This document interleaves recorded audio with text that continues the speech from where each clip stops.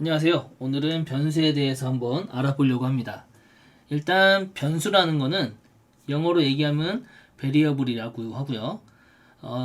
이 변수라는 거는 값을 담는 그릇이라고 생각하시면 됩니다. 아마 이제 뭐 인터넷 같은 데 검색해 보시면 변수란 뭘까요? 라고 이렇게 물어보시면은 뭐 정보를 담는 아니면 뭐 값을 담는 뭐 그릇이라고 표현하는 이런 문구들이 많이 보일 수 있을 거예요.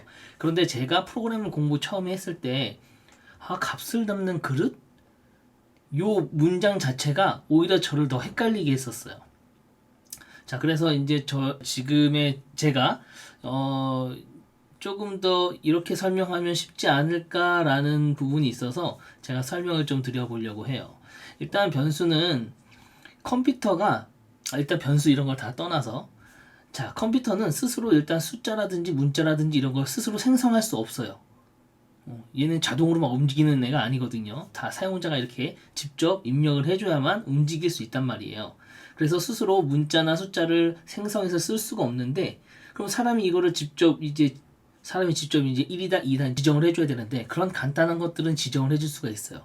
그런데 예를 들어서 엄청나게 긴 문장이라든지 이런 거나 혹은 뭐 계산식이나 명령문이 들어가 있는 뭐 값이라든지 이런 것들은 그거를 매번 이름을 지정할 때마다 너무 힘든 거예요.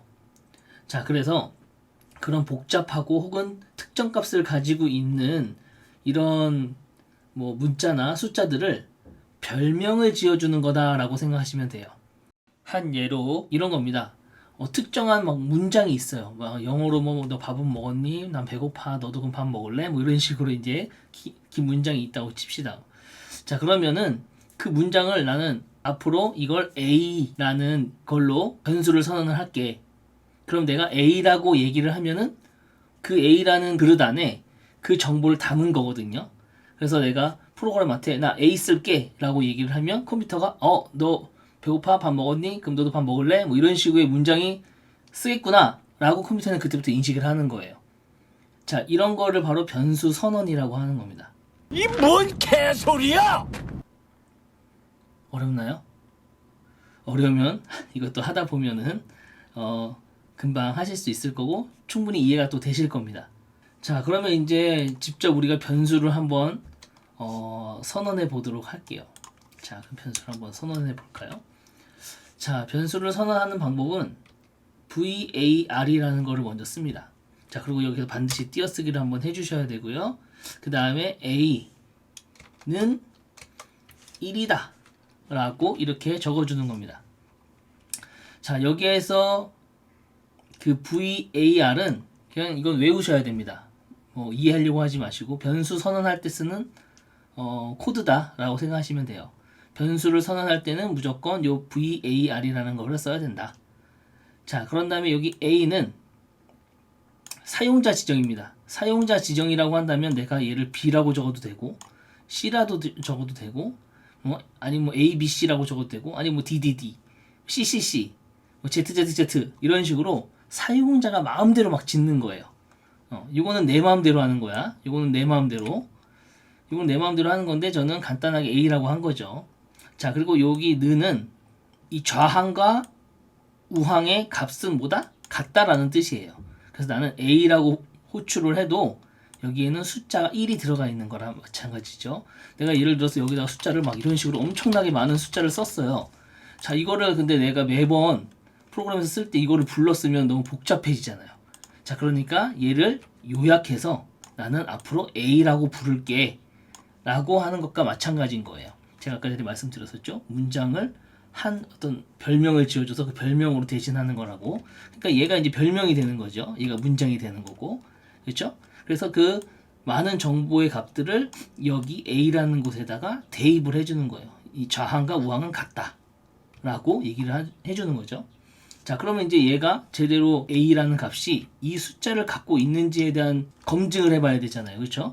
자, 검증을 하기 전에 여기 이제 세미콜론이 딱 찍혀 있는 게 보이실 겁니다. 그렇죠? 이 세미콜론이 뭐냐면 뭐 우리가 말로 비유를 하자면 마침표예요. 내가 명령문을 다 썼어 라고 마침표를 찍는 거예요. 자, 그 다음에 코드가 진행되는 거죠. 만약에 이 마침표를 이렇게 쓰지 않고 여기에 뭐 예를 들어서 다른 코드를 이렇게 막 썼다고 칩시다.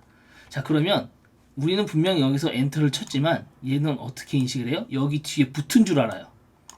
여기 붙어서 쓴 줄 알아. 그러니까 이렇게 인식을 하는 거죠. 컴퓨터는 이렇게 인식을 해버리는 거예요. 그러면 뭐가 난다? 에러가 난다. 에러가 나는 거예요. 자, 그래서 여기 세미콜론을 딱 찍어주는 순간 어떻게 돼? 여기 코드에서 여기 코드는 다른 거예요. 여기서 시작을 했지만 여기서 끝났거든.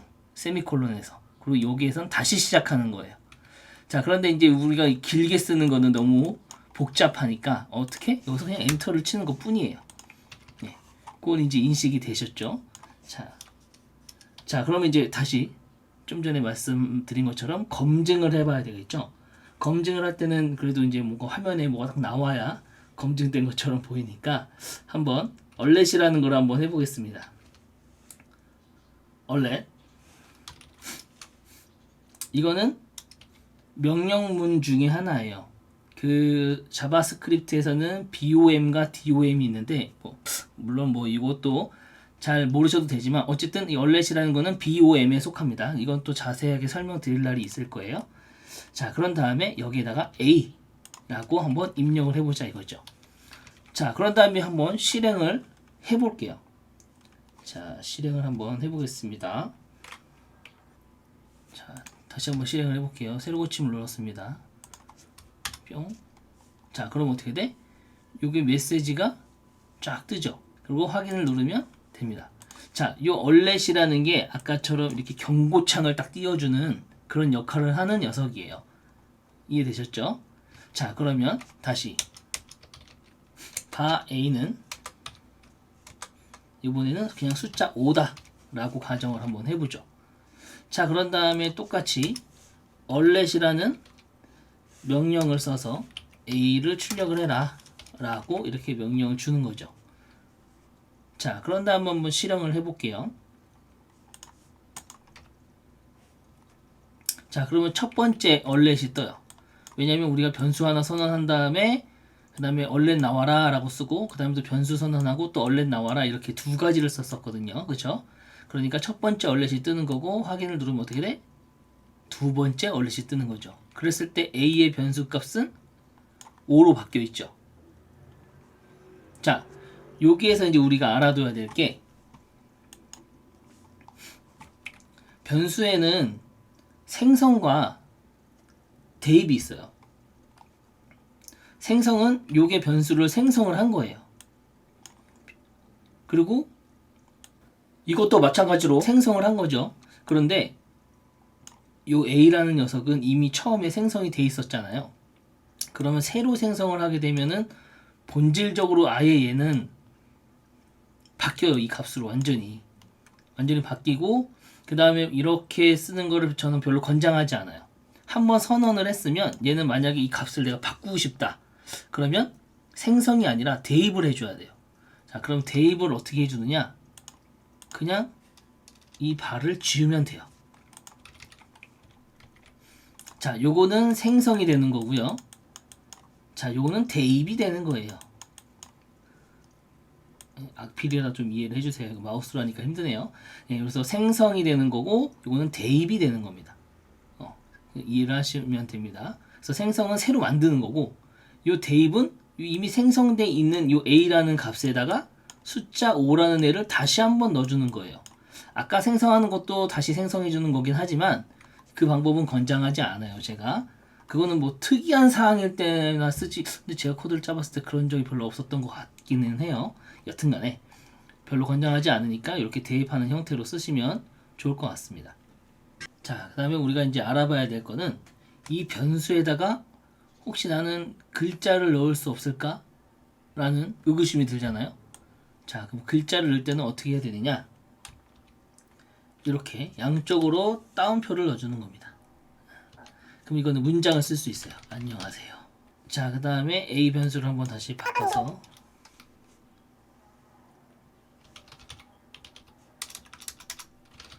퍼블리셔의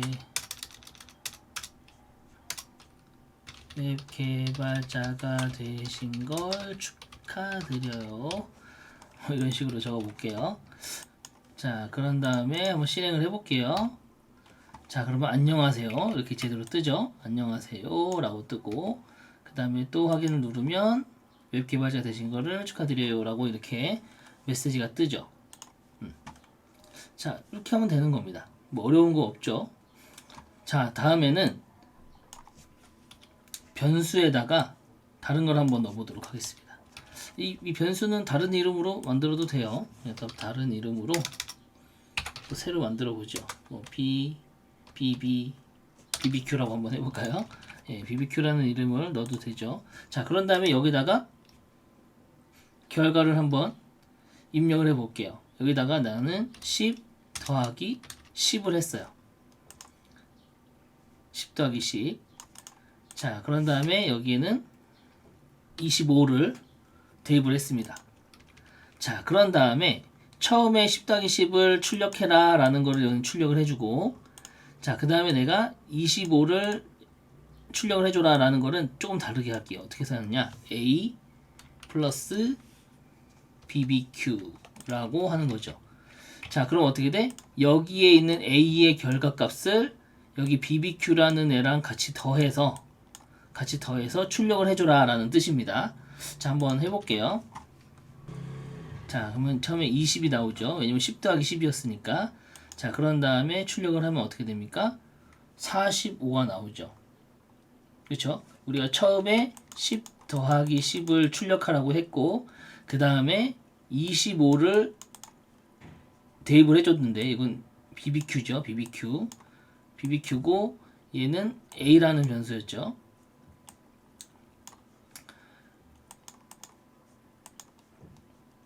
그래서 10 더하기 10 이렇게 계산식을 넣어줘도 자동으로 계산이 돼서 변수에 들어가는 거예요. 자, 그리고 얼렛이라는 아까 메시지 창을 띄우는, 경고창을 띄우는 그런 기능에도 똑같이 이런 연산을 할 수가 있는 기능들이 들어갈 수 있어요. 여러분들은 상황에 따라서 쓰실 수가 있게 되는 거죠. 자, 여튼간에 이렇게 변수를 사용을 해서 쓸 수가 있습니다. 근데 아까 제가 말씀드린 것처럼 얘를 갑자기 문장으로 바꾸고 싶어. 자, 그러면 어떻게 될까요? 그것도 한번 테스트를 해봐요. 자, 문장을 바꾸고 싶을 때는 얘를 여기다가 이렇게 씌우면 됩니다. 자, 그러면 내가 A 플러스 BBQ라고 했잖아요. 그래서 아까 전에는 45라는 값이 나왔어. 그죠? 그러면 이번에는 어떻게 출력될까요? 한번 상상을 해보시겠어요? 아따, 오토바이가 너무 크게 들려가지고 잠깐 끊었다가 왔습니다. 자, 여튼간에 이런 식으로 여러분들이 출력을 걸었단 말이에요. 그럼 어떻게 등장할지 한번 상상을 해보시라는 거죠. 자, 그러면 뭐 볼까요? 한번 10 플러스 10이라는 거는 이제 문장으로 나와요. 아까 전에 계산이 돼갖고 20이 나왔었죠. 자, 그런 다음에 확인을 누르면 어떻게 됩니까? 10 더하기 10 그 다음에 25가 붙어서 나온 거예요. 그래서 우리는 뭐 1025로 보이긴 하겠지만 이게 붙어서 나온 겁니다. 붙어서 숫자 바로 옆에 붙어서 나온 거예요. 이거 문자고 얘는 숫자고, 그러니까 여기까지는 문자가 되는 거고 여기서부터는 숫자가 되는 겁니다. 그래서 플러스를 해주면 붙여서 나와라 라는 뜻이에요. 자, 지금부터는 콘솔을 한번 사용해 보도록 하죠. 자, 그럼 콘솔을 한번 사용해 볼 건데, 자, 얼렛이라는 거는 화면상에다가 이제 경고창을 띄워주는 기능이라고 했다면, 콘솔 로고는 콘솔 창에다가 띄워주는 기능입니다. 자, 그래서 이렇게 로그라고 딱 엔터 치시면 콘솔 로그가 자동으로 입력이 되실 거예요. 여기도 한번 써볼까요? 로그 엔터 이렇게 치시면 콘솔 로그가 자동으로 될 겁니다. 지금 우리가 했던, 지금 여기 보시면 로그 했을 때 자동으로 옆에 이렇게 뭐가 뜨잖아요. 밑에 이렇게. 이게 이제 자동 완성 기능이라고 하는데, 프로그램 코드 쓰실 때는 이 자동 완성 기능을 처음에는 많이 쓰시는 거를 권장합니다. 왜냐면은 오타를 내거나 그럴 경우에는 심각한 에러가 나기 때문에 자동 완성 기능을 쓰시는 걸 추천드립니다. 자, 그래서 한번 로그 창을 이렇게 띄웠는데, 이 콘솔 로그라는 거 안에 여기 가로 있죠? 이 가로 안에다가 값을 넣어주면 됩니다. 자, 그러면 이제 A라는 걸 한번 여기 넣어볼까요? 뿅 넣어주고, 그 다음에 여기는 BBQ죠? BBQ를 넣어주고. 자, 그랬을 때 어떤 현상이 일어나는지 한번 또 실행을 한번 해볼까요? 자, 전 실행을 했는데 아무것도 안 뜬단 말이죠. 왜 아무것도 안 뜰까요? 여러분들은 이유를 알고 계십니까? 왜 아무것도 안 뜨는지. 아무것도 출력을 안 했기 때문에 아무것도 안 뜨는 겁니다. 자, 그런데 그러면 이제 콘솔 창으로 분명 우리 콘솔 창으로 뭘 하기로 했는데 아무것도 안 뜨잖아요. 자, 이랬을 때는 여기서 F12를 누릅니다. F12를 누르면 개발자 도구라는 게 떠요. 개발자 도구라는 게 뜨고요. 그 다음에 여기 요소라는 게 있고 여기 콘솔이라는 게 있습니다. 우리 아까 전에 콘솔.로그라고 했잖아요. 그러니까 콘솔에서 출력이 되는 거예요. 자, 여기 개발자 도구는 제가 나중에 또 설명드릴 때가 있으니까 그때 한번 더 자세히 보시고요. 일단 우리가 봐야 될 거는 이렇게 콘솔 창에 오셔야 됩니다. 콘솔 창에. 자, 그렇게 콘솔 창에 와서 이제 보시면 여기 10 플러스 10 있고 여기 25 있죠. 이제 이걸 로그로 출력을 한 거예요. 로그. 자, 그러면 이렇게만 띄울 수 있느냐? 아닙니다. 간혹 가다가 이제 이거 헷갈리시는 분들이 있어요. 이거 변수 선언해야만 로그 창 뿌릴 수 있나요? 라고. 아닙니다. 로그는 아무거나 다 할 수 있어요. 자, 그래서 로고 쓰고 내가 글자를 예를 들어서 쓰고 싶다.